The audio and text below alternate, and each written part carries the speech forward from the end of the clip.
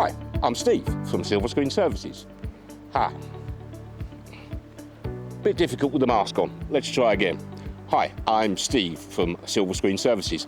I'm here to talk to you about minibus transport for media productions. SilverScreen Services contacted us to look at the regulation that surrounded effectively the transport operations within the television and film industry, how they interact with the current regulations, what we could look at going forward, making sure that you, as SilverScreen Services, were compliant, were operating your vehicles and your business in the right way. Many of you will be familiar with this kind of vehicle behind me, the standard workhorse for media productions, 16-seat minibus. Many productions use these workhorses to transport their crew and their supporting artists to and from set. The transport industry in the UK is one of the highest regulated. The amount of regulation is, some operators would say, on the absurd side. I'm sure government would say that it's appropriate, but there is a huge amount of regulation for the industry through specific transport regulations that cover operation of vehicles, maintenance, driver's hours, everything and anything, but then all of the other regulations that a transport operator needs to comply with, the health and safety regulations, environmental regulations. There is a whole raft out there. What I'm going to talk to you about refers to all passenger vehicles of between 9 and 16 seats. If you hire a minibus like this, it must be operated under a Public Service Vehicle Operator's Licence, or a PSV Operator's Licence, O licence. So SilverScreen Services will have an operator's licence, which is effectively run and managed by the Department for Transport through the Traffic Commissioners. The Traffic Commissioner's Office is the licence granting body for operators' licences. It's based in Leeds. Now, that's not voluntary or optional or a suggestion. That's mandatory. It's the law. The ultimate authority rests with the Traffic Commissioners. There are a number of areas, regions within the United Kingdom which have their own Traffic Commissioner. They essentially act as an authority in terms of determining whether operators are fit to operate. A business like SilverScreen Services would apply for an operator's licence. This is the licensing authority and licensing process that governs your operation, the transport side of your operation then. There are a number of forms to fill in, which now can be done online, fortunately. And there are certain things that the operator needs to comply with. So financial standing, for example. So the operator needs to have a certain amount of readily available money, essentially, within their business. And that is there to maintain the vehicles and make sure the vehicles are up to standard. Operators are required to maintain their vehicles at regular intervals, and that can be 6 weeks, 8 weeks, depending on the operation, but they have to make sure that the vehicles are effectively fit to go on the road. They obviously have to make sure that the vehicles are insured, that they're taxed, that they're MOT'd at the appropriate times. And then there are regulations around the operators themselves, i.e. the corporate entity or the individual, the director within that business, who have to be, fit and proper person, no convictions, they have to run the business properly. But how do you know if the vehicle is licensed? It's dead simple to find out. I'm going to show you how. Let's take a look at the windscreen of the minibus.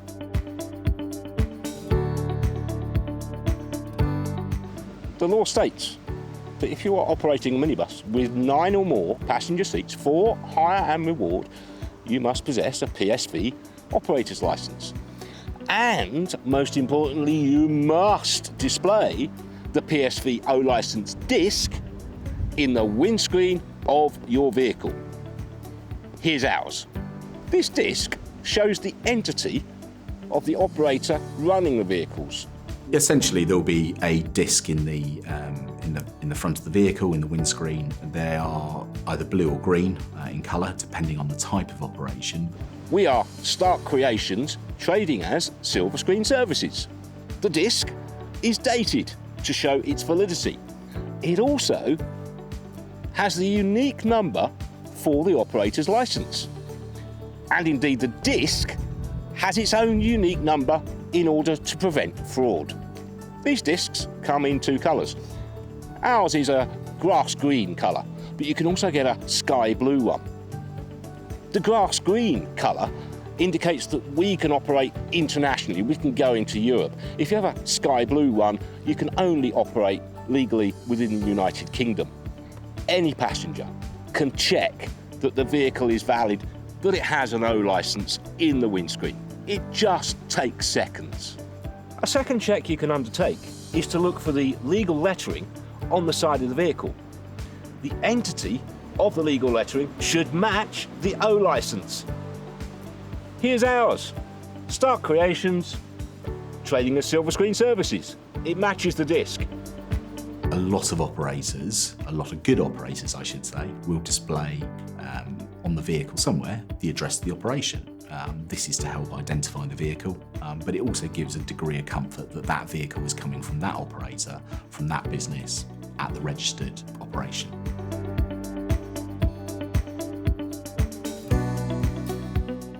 So we've checked the minibus has the required licence to operate, but what about the driver? Let me introduce you to Nigel.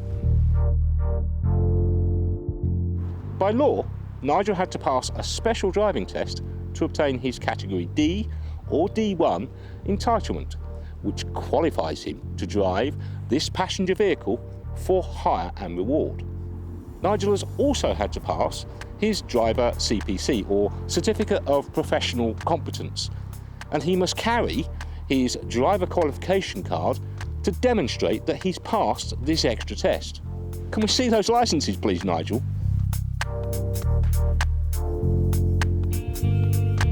So that's Certificate of Professional Competence, which is it's an NVQ essentially. It is a process whereby drivers have to undergo extra training, and that's done on a periodic basis. It's a certain number of hours per year for the driver, basically 8 hours a year. They have to do recognised courses with recognised trainers on a whole host of things actually. So it can be customer care, it can be on maintenance of the vehicles. So it's very much a ongoing professional competence training. And it was brought in to raise the standards within the industry, both for operators and for drivers, and ultimately then raising the standards in terms of the end user, i.e. the passengers, to make sure they got the best service possible. So here is a professional minibus driver's driving licence. Looks pretty much the same as everyone else's. You have to look at the back to see the special qualifications. Here, you can see the driver has passed his test for both Category D and D1 vehicles. Category D1 is minibuses, like this. Category D is for full-size buses or coaches. The thing you must check for is any codes by the category of vehicles showing an entitlement to drive. The really important one to check for is code 101. It's easy to remember. Just think of that TV programme, Room 101, or George Orwell's 1984. If you see a code 101, it's the worst thing in the world. It means that your driver is not entitled to drive you. He has not passed a Category D or D1 test. But this driver has it. What does it mean?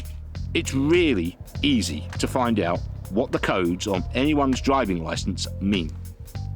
Just go to www.gov.uk/driving-licence-codes. Let's scroll to find the dreaded 101. There we go.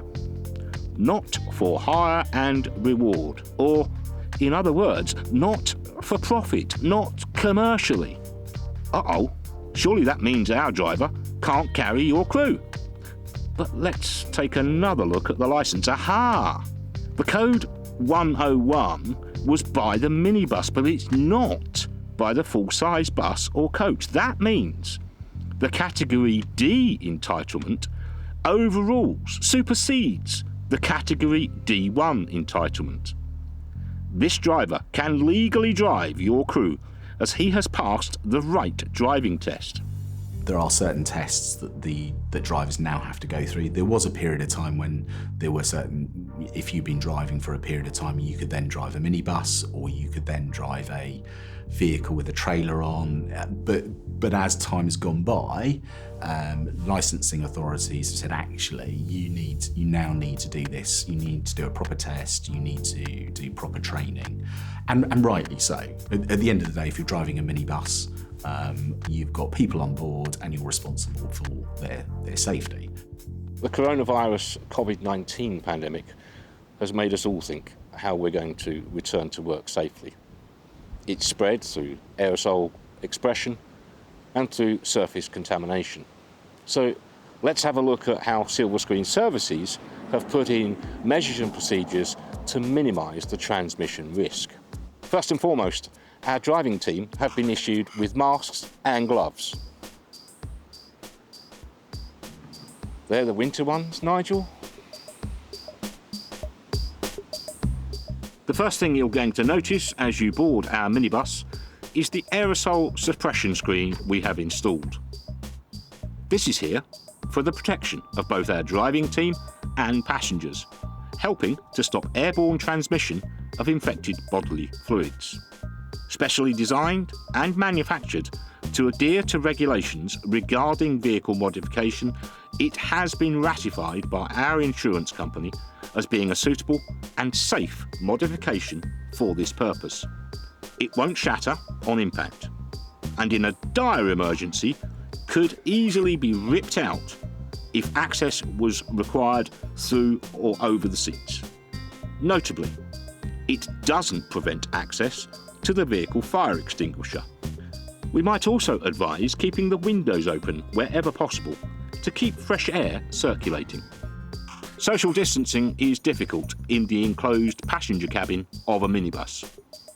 Not using the front seats next to the driver reduces the capacity of this vehicle to 14 passengers maximum.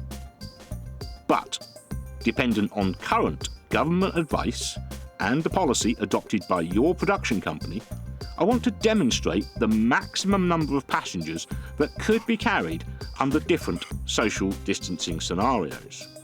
If 2 metres social distancing is required, then only 3 passengers can be carried.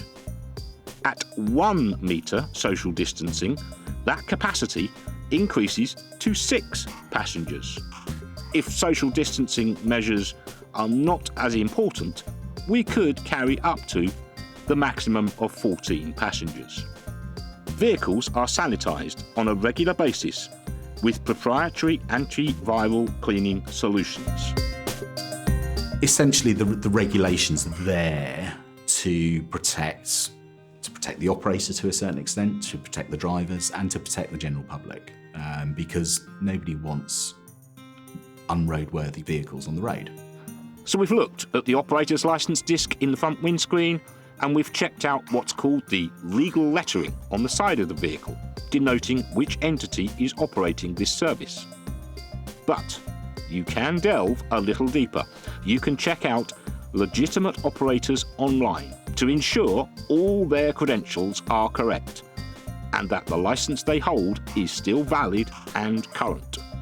To do this, visit www.gov.uk/find-vehicle-operators. You can check for a legal, licensed operator using a number of search terms: address, business name, license number, or person's name, or even just a geographical area search. When you see the operator you are searching for, click on their link to find out more information. Lots of valuable info here. But what this doesn't show is how many vehicles they can operate at any one time. You need to see their actual paper operator's licence. In the PSV sector, it is done to a much higher standard, and that is simply because you are carrying members of the public on a vehicle out on the public roads, on the public highways, and therefore there is a greater emphasis put on in terms of maintenance of the vehicles and how government, DVSA, goes about checking that those vehicles are up to standard. As you can see here, this full certificate for our operator's licence shows plenty of information about our legality. I think the most pertinent piece of information that can be garnered from this certificate is how many vehicles can be on the road at any one time. It is the authorised box that's important. We cannot supply your production company more than 5 vehicles from our own fleet at any one time. If you require more minibuses than that, we would have to subcontract to another legitimate supplier. The insurance certificate must make reference to hire and reward, as this is the specific type of insurance required to match an operator's licence. Any minibuses used on the public road have to have a current MOT. Because the minibuses hired by your production must be PSVs, they must also have a special PSV MOT. A Class 5 MOT will not be sufficient.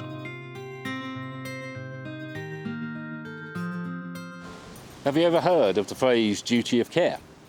It emanates from the Health and Safety at Work Act 1974. That means that by law in the UK, every employer must show a duty of care towards every employee. So the production company must look after all the people it engages to make a piece of media. As I mentioned at the start, operators are required to have an operator's licence and to comply with all the rules and regulations that go with that. Not just for the vehicle, but also in terms of the company, in terms of their drivers, insurance, MOTs. The question you're asked is, are there illegal operators out there? Yes, of course there are. If they're not part of the system, how do you deal with those operators? It is difficult. It's a challenge. Generally, it's dealt with on a multi-regulatory basis. So whether that's the police, whether that's DVSA, customs. Essentially, what we're talking about is the end user or the purchaser of these services, which is the production companies. The production companies obviously have an obligation to ensure the health and safety of their employees, of third parties. It's about driver safety, it's about other road users' safety, and it's about passenger safety, ultimately. And these are why the regulations are being brought in and drivers are required to adhere to, and also the operators as well. In addition, each employee must show a duty of care to their fellow employees. The bottom line is, we should all be doing our work in a safe and, most importantly, a legal environment. To make sure that happens, if we see something that isn't safe or isn't legal, we should be doing something about it.